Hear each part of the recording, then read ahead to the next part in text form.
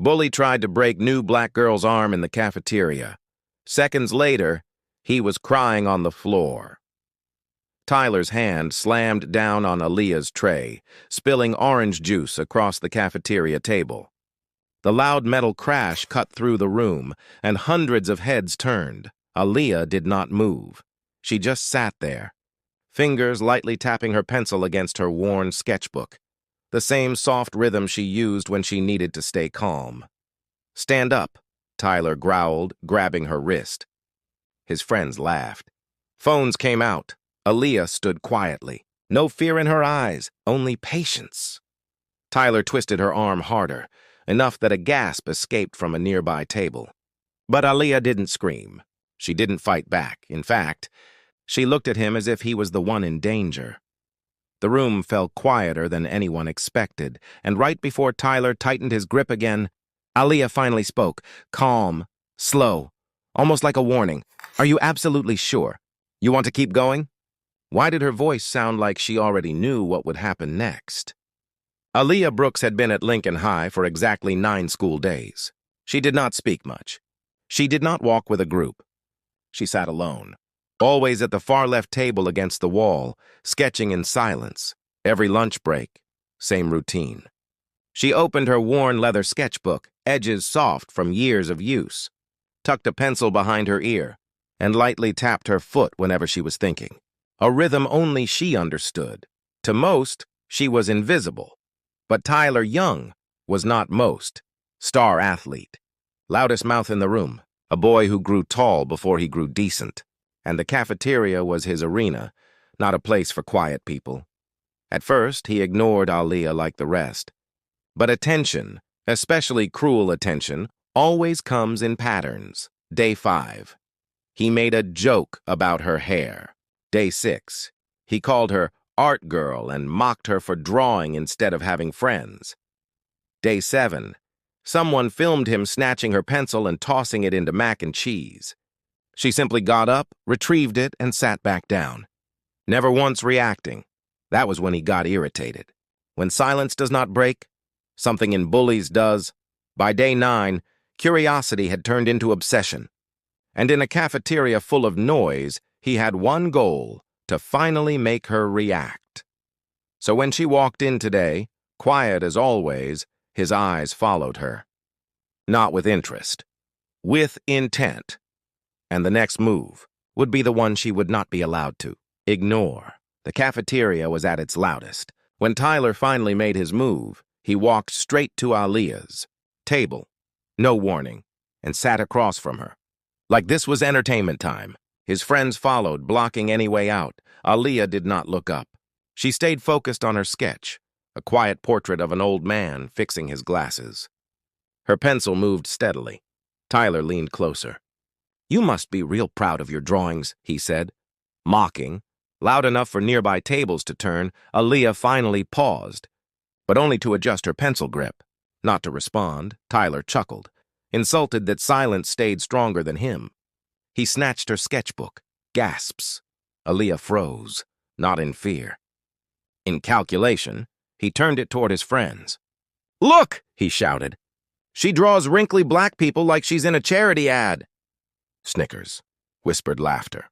Not all laughing, but none speaking up. Then he crossed the line. He ripped one sketch out, the one with a woman wearing a hospital bracelet. Aaliyah's hand tightened on nothing. Her jaw locked, barely moving. If she raised her voice now, she'd lose. So she didn't. Tyler stood enjoying the crowd. "What's wrong? That your mommy on dialysis or what?"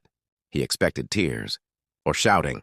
He wanted a scene. Aaliyah simply said one sentence without raising her tone. "Give it back." Not a plea, not shakiness. A command. Tyler laughed and grabbed her wrist. Hard. The cafeteria fell quiet. His grip tightened, testing her pain tolerance. Aaliyah's face barely moved.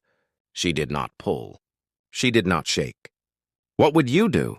"Stay silent. Or speak up." Tyler leaned in. "Say please." Aaliyah looked at him, calm, almost pitying, then said 4 quiet words. That wiped the smirk off his face instantly. "You don't want this." That single sentence rattled him. Even if he didn't show it, but pride is louder than instinct. Tyler twisted harder and made the biggest mistake of his life. Tyler tightened his grip, fully confident she would finally break. But instead of fighting, Aaliyah shifted her stance. Just slightly, feet grounded, shoulder relaxed. Not resisting, redirecting. He didn't notice. Until the next second, she moved. One smooth motion. No panic, no violence. She turned her wrist inside his grip, locked his elbow with her other hand, and used his own force. Against him. A sharp pop echoed. Tyler's scream tore through the cafeteria, a sound no one had ever heard from him. The bully was now on the floor, begging, crying, clutching his arm. The room went silent. Not scared, stunned, Aaliyah didn't gloat, didn't speak, didn't even look at him. She calmly picked up her torn sketch, folded it, and sat back down. Like nothing happened, the entire cafeteria, hundreds of students, just watched in disbelief. Aaliyah finally looked up once, not at Tyler, at everyone else, as if asking one silent question. Now do you understand why I stayed silent? Share this if you still believe quiet strength is not weakness, but discipline. Next line leads into resolution. Tyler's friends didn't rush to help him. They stepped back, as if they finally realized they were never the strong ones. Teachers rushed in seconds too late. Tyler was still on the floor, gasping, shaking. But Aaliyah had already let go. Her hands were back on her lap. Sketchbook open. The bullies, the loud ones, stood frozen. Not angry, not even scared. They had seen something they didn't expect. Not rage, not revenge. Aaliyah didn't speak. She simply turned the page and continued drawing. Students who used to laugh under their breath now fell completely silent around her, not out of fear but respect. For the first time since she arrived, no one avoided looking at her. They saw her, not the quiet girl, not the new black girl, but the one who never needed noise to be powerful. Tyler was escorted out, still trembling, and not one student followed him. That cafeteria did not return to normal. Not that day, not the next, not ever the same again, because what they witnessed was not a fight.